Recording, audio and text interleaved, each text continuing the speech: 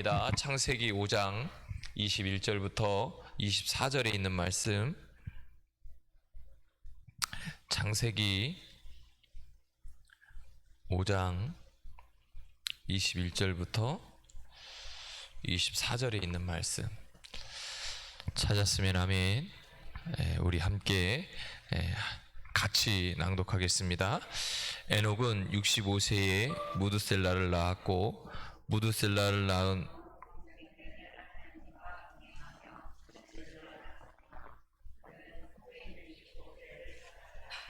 에녹이 하나님과 동행하더니 하나님이 그를 데려가심으로 세상에 있지 아니하더라. 아멘. 이제 올해도 얼마 남지 않았습니다. 지난 날을 돌아보면 어떤 분은 만족할 수도 있겠지만 대부분의 성도들은 다 만족하지 못하고 아쉬움을 남기기도 하고 또 후회하기도 합니다. 우리에게 시간은 너무도 빨리 가는 것 같습니다. 한 해를 시작할 때 언제 오늘 한 해를 또 살아갈까라고 하는 고민을 하는데 벌써 또 한 해가 지나가고 있습니다. 우리의 삶의 모든 시간들을 보면 어떻게 보면 경기와도 같은 것 같습니다. 한번 경기를 치르기 위해 수많은 시간을 준비해야 되고 역경과 고난을 이겨내야만 합니다. 그렇다고 해서 그 경기에서 모두가 다 우승자인 것은 아닙니다. 그러나 우리가 마라톤을 보면 또 다른 모습을 볼 수 있습니다. 마라톤에서 승리자는 누구일까? 승리자는 그 마라톤의 거리를 다 뛰고 1등을 했건 꼴등을 했건 들어오는 것이 다 승리자입니다. 그래서 마라톤은 마지막 선수가 포기하지만 않으면 그 선수가 다 들어올 때까지 기다리고 있는 것입니다. 우리 인생이 그렇습니다. 우리는 때로 1등 하고 싶고 또 순위 안에 들어가고 싶어 합니다. 그러나 주님은 우리에게 마라톤처럼 순위 안에 들어오지 않았다 할지라도 힘들고 어렵고 내가 열심히 준비하고 내가 여기까지 왔음에도 그 경기에서 1, 2등은 아니지만 3등은 아니지만 순위 안에 들진 않았지만 하나님은 우리가 끝까지 그 경기에서 결승점에 들어오기를 원하고 계십니다. 2024년을 살아간 우리에게도 주님은 동일하게 기다리고 계십니다. 지난 11달을 살고 이제 며칠 남지 않은 이 시간 속에 24년을 준비하신 하나님께서 우리가 남은 시간 동안 우리가 이 모든 것을 다 이길 수는 없지만 끝까지 포기하지 않고 24년의 결승점에 들어가기를 원하고 있습니다. 중요한 것은 우리가 때로는 포기해야 되고 내려놔야 되지만 우리가 마지막까지 그 결승점에 가기만 하면 하나님은 우리의 인생 속에 주신 놀라운 하나님의 준비하신 그 은혜가 축복이 우리 안에 고백되어지고 경험되어질 수 있다는 것입니다. 분명한 것은 아직 24년이라고 하는 이 마라톤이 끝나지 않았다는 것입니다. 그 얘기는 우리가 아직 성취할 수 있는 기회와 하나님께서 우리에게 주신 기회를 이룰 수 있는 시간들이 남아 있다는 것입니다. 우리는 얼마큼 만족할 만한 이 시간을 뛰어왔습니까?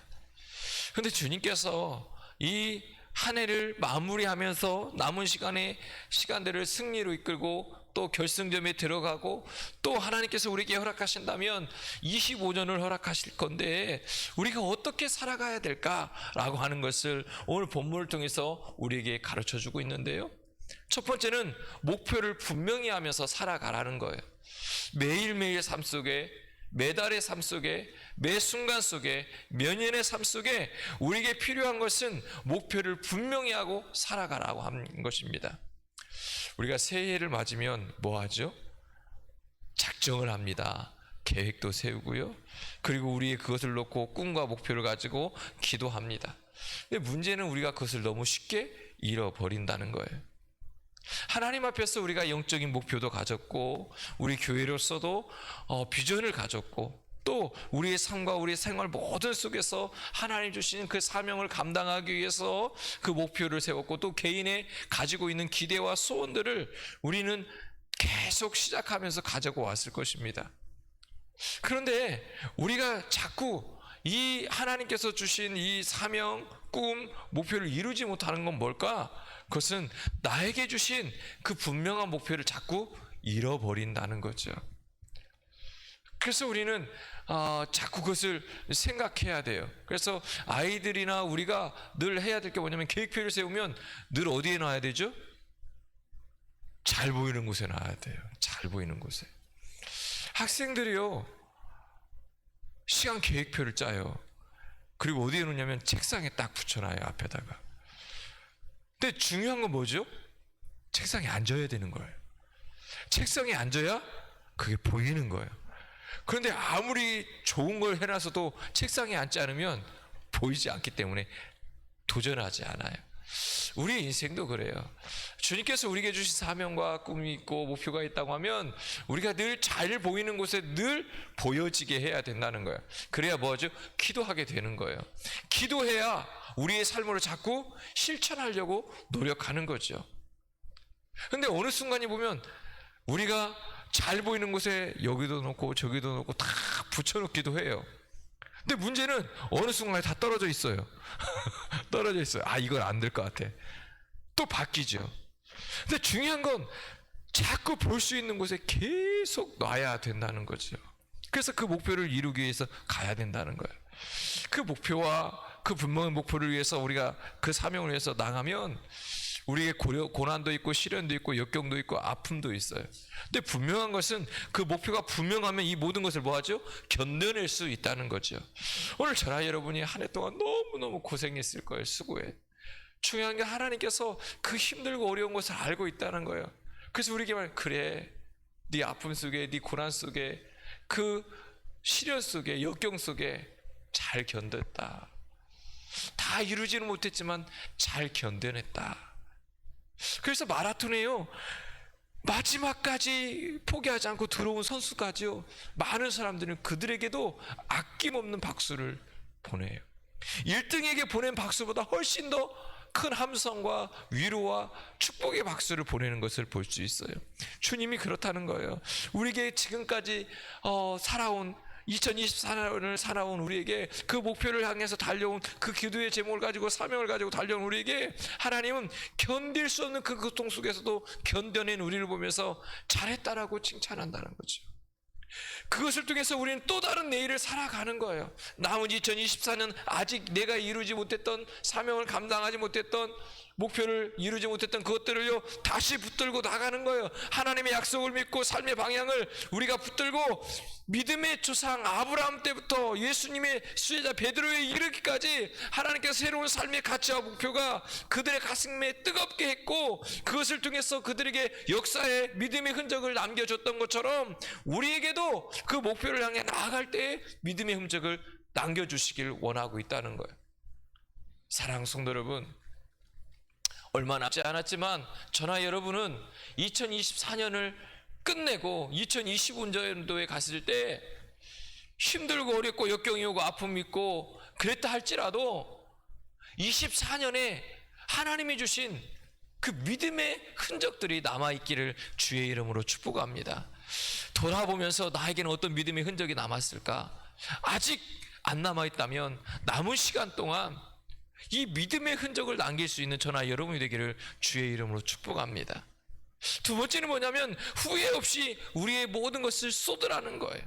그 얘기는 뭐냐면 지금 2024년 다 지금 지나가고 있지만 남은 시간 동안 아쉬워하고 억울해할 게 아니라 남은 시간 동안 그 시간을 통해서 우리가 다 우리의 힘을 후회 없이 쏟아내라는 거예요. 사실은 전반에 뛰는 것은 어렵지 않아요. 그렇죠? 진짜 어려운 건 언제죠? 후반에 뛰는 거예요. 나의 힘이 소진되고 체력이 소진되고 생각과 마음이 흐트러지는 그 순간에, 그 장시간의 시간 동안 마지막을 가까이 왔을 때 더 그것을 소진하고 힘들어하는 거죠. 그때는 내가 하나님 앞에 후회 없이 내가 최선을 다했다고 하는 그것을 남기기 위해서 우리가 최선을 다하고 후회 없이 우리의 남은 힘을 다 쏟아야 돼요. 하나님의 손길을 구하면 하나님이 나를 축복해 주실 거라고 믿음과 확신 가운데 우리의 모든 것을 쏟아내기를 주님 축복합니다. 하나님 우리에게 그렇게 하기를 원해요. 그래서 24년 남은 시간 동안 하나님 나에게 그 흔적을 남기게 하기 위해서 내가 가진 모든 것을 다 쏟아서 하나님 그 흔적을 남길 수 있는 나의 모습이 되게 해달라고. 늦지 않았습니다. 남은 시간 동안 도전하십시오. 우리에게 주신 비전, 성공한 사람들의 공통점은요, 마지막까지 최선을 다하는 삶을 살았다는 거예요. 24년 오늘 저나 여러분이 열심은 다하는, 믿음의 열심을 다하는, 복음을 붙들고 열심을 다하는 저나 여러분이 되기를 주의 이름으로 축복합니다. 세 번째는 긍정의 태도를 가져야 한다는 겁니다. 고린도전서 2장 9절에 보면 이렇게 말씀해요. 하나님이 자기를 사랑하는 자들을 위하여 예비하신 모든 것은 눈으로 보이지 못하고 귀로도 듣지 못하고 사람의 마음으로도 생각하지 못하였다 함과 같으니라. 그러니까 우리의 삶 속에요, 내가 들리지 않고 보이지 않고 내 마음이 느껴지지 않아도 하나님은 우리와 함께 하신다는 거예요. 그러니까 우리 실패의 요소를 가져다 주는 좌절감, 위축감, 낙심, 두려움, 후회, 부정적인 사고, 이것을요 자꾸 뭐냐면 내려놔야 된다는 거예요. 그 얘기는 뭐냐면 내가 자꾸 좌절감이나 위축이나 낙심이나 두려움, 후회를 생각하고 부정적인 생각하는 것이 아니라 그것은 놔두고 자꾸 우리가 뭐 해야 된다는 거예요? 긍정적인 태도를 갖다 보면 나도 모르는 사이에 이 부정적인 사고와 위축과 좌절감, 낙심, 두려움, 후회가 사라진다는 거예요. 그러니까 이것을 없애기 위해서 힘쓰다 보면 이거에 목매여서 오히려 더 힘들어지거든요. 근데 주님은 우리에게 뭘 말씀하냐면 자꾸 긍정으로 가라는 거예요. 긍정적인 사고, 긍정적인 태도. 그러다 보면 나도 모르는 사이에 좌절감이 사라져버리고 위축감이 사라져버리고 내게 있었던 낙심이 사라지고요, 내게 가지고 있었던 두려움도 떠나가 버리고요, 지금 나에게 주신 그 삶의 최선을 다하고 승리의 삶을 안겨주신 그 주님을 바라볼 수 있다는 거죠. 하나님은 우리가 잘 안 되었어도, 우리가 목표를, 우리에게 주신 사명을 내가 아직 다 이뤄가거나 그 길을 올바로 가지 못했어도 하나님은 우리를 포기하지 않습니다. 우리와 여전히 동행하고 계십니다. 우리가 나와 여전히 동행하고 계시는 그 하나님을 믿는다고 한다면 우리는 포기할 이유가 없습니다. 여전히 내 삶 속에 내가 승리하는 삶이 아니라고 할지라도 하나님이 나와 동행하고 있다고 하는 것을 믿는다면 우리는 더 이상 좌절할 필요가 없는 거예요. 위축될 필요도 없고 두려워할 필요도 없습니다. 왜요? 여전히 내가 두려워하거나 낙심하거나 위축되거나 좌절감이 있다 할지라도 내가 나와 동행하시는 하나님을 믿거든요. 그분은 천지 만물을 창조하셨고 나의 모든 삶을 이끄실 뿐만 아니라 모든 것을, 환경을 다스리시는 분이시거든요. 그분이 나와 함께 한다면 내가 더 이상 좌절할 필요도 없다는 거죠. 그래서 중요한 건 뭐냐면 우리에게 하나님이 나와 동행하심을 믿는 긍정적인 태도와 믿음이라는 거예요. 어떤 사람은요, 믿음은 있는데 자꾸 믿음이 부정적이에요. 안 되는 걸 믿어요. 하나님이 함께 하시는데 안 된다고 생각하고 안 된다는 걸 믿는다니까요. 그러면 안 되죠. 당연히 안 될 수밖에 없어요. 아니, 하나님이 나와 동행할 거야, 하나님이 나와 동행하는 것을 믿는다고 하면서 실제로는요 그 믿음의 삶을 살지 않아요. 오늘 주님은요 우리에게 말씀하는 거예요. 오늘 에녹은요 65세에 무드셀을 낳았고요, 무드셀을 낳은 후 300년을 하나님과 뭐 했냐면 동행했어요. 그래서 그 동행했더니 하나님께서 그를 데려가셨다는, 그 동행했다는 게 뭐죠? 그가요 그 오랜 시간 동안 한 번도 하나님이 나를 포기했다고 하는 생각을 안 한 거예요. 어떤 좌절과 위기감, 위축, 낙심, 두려움이 없었겠어요? 늘 생활 속에, 삶 속에 우리에게 오는 그런 어려움들이 많잖아요. 그럼에도 불구하고 오늘 에녹은요 하나님이 나와 동행하시기 때문에 그런 상황 속에도 하나님은 나와 함께 하는 거야. 나와 동행하시기 때문에 나에게 힘을 주고 능력을 주실 거야.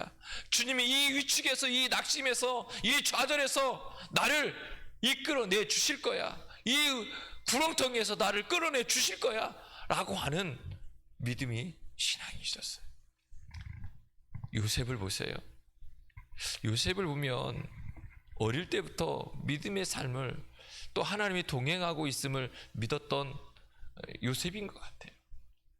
요셉은요, 형에게 팔려서 형에게 해서 이제 그 사자 그 잡는 그 웅덩이에 집어넣었음에도 불구하고 그 상황 속에서도 요셉은요 좌절하지 않아요. 성경에 어디를 봐도요 그 상황 때문에 좌절했다는 단어가 없어요. 요셉이 그것 때문에 위축되거나 두려워했다는 얘기도 한 번도 안 나와요. 그 상황 속에서도요 요셉은요 뭐 했다는 거예요? 이 상황 속에서도 하나님 나와 동행하기 때문에 이 상황을 역전시켜 줄 거라고 하는 믿음이 있었어요. 그런데 어떻게 되죠? 팔려가잖아요. 그런데 팔려가는 상황 속에서도 요셉은 불평하거나 원망하거나 두려워했다고 하지 않아요. 그런 말씀이 나오지 않아요. 그 얘기는 뭐죠? 요셉이요 형들한테 팔려감에도 불구하고, 노예로 팔려감에도 불구하고요 하나님이 동행하고 계시고 그 하나님이 나의 삶을 역전시킬 거라고 하는 뭐가 있었어요? 믿음이 있었다는 거죠. 그래서요 그 믿음이 있기 때문에 노예로 팔려갔어도 최선을 다하는 거예요. 그러니까 되잖아요. 그러면서 믿지 않는 사람들 그 요셉을 보면서 이렇게 고백하잖아요. 하나님이 너와 함께 하심으로 복을 누린다는 거예요. 그러면 요셉은 잘 돼야 되는데 요셉이요 또 누명을 쓰고 감옥에 가잖아요. 그럼 뭐 해야 돼요? 이 정도쯤 되면 우리는 그래도 그동안은 그랬다 할지라도 원망과 불평과 두려움과 좌절을 할 건데, 요셉은요 그 상황 속에서도 좌절했다는 말이 없어요. 두려워했단 말도 없어요. 그 상황 속에서 요셉은 뭐 했다는 거예요? 하나님이 동행하고 있음을 믿었다는 거예요. 하나님이 나의 삶을 역전시킬 거라고 하는 것을 믿었다는 거예요. 하나님이 나에게 주신 사명이 분명히 있다고 하는 것을 믿었다는 거예요. 어떤 사명인지는 모르지만 하나님이 나에게 주신 사명이 분명히 있다는 것을 믿었다는 거죠. 그래서요 감옥에 가서도 뭐하죠? 최선을 다하는 거예요. 그래서 때가 되니까 하나님이 사용하는 거예요. 사랑하는 성도 여러분, 우리에게 중요한 것은 누구에게나 어떤 믿음의 사람에게도 동일하게요 좌절할 수 있는 상황, 두려워할 수 있는 상황, 위축되는 상황, 고난의 상황, 아픔의 상황, 상처의 상황들이 똑같이 온다는 거예요. 그 상황 속에 우리가 어떤 믿음으로 어떤 신앙으로 갈 거냐가 중요하다는 거예요. 오늘 에녹처럼 하나님이 나와 동행하고 계심을 믿을 수 있기를 주님 축복합니다. 어떤 상황 속에서도 하나님이 동행하고 계심을 믿음으로 우리 안에 긍정적인 믿음과 긍정적인 태도, 또 그 안에 우리의 최선을 다드리고 우리의 사명을 감당할 수 있는 그 2024년 남은 이 시간 동안 하나님이 주시는 그 놀라운 승리를 맛볼 수 있는 저나 여러분이 되기를 주의 이름으로 축복합니다. 그리고 이제 결단하십시오. 하나님, 그래요, 하나님이 동행하시면 내 안에 좌절의 상황이 와도 하나님 좌절하지 않겠습니다. 위축의 상황이 와도 하나님 위축되지 않겠습니다. 두려움의 상황이 와도 두려워하지 않겠습니다. 왜요? 주님이 나와 동행하시니까.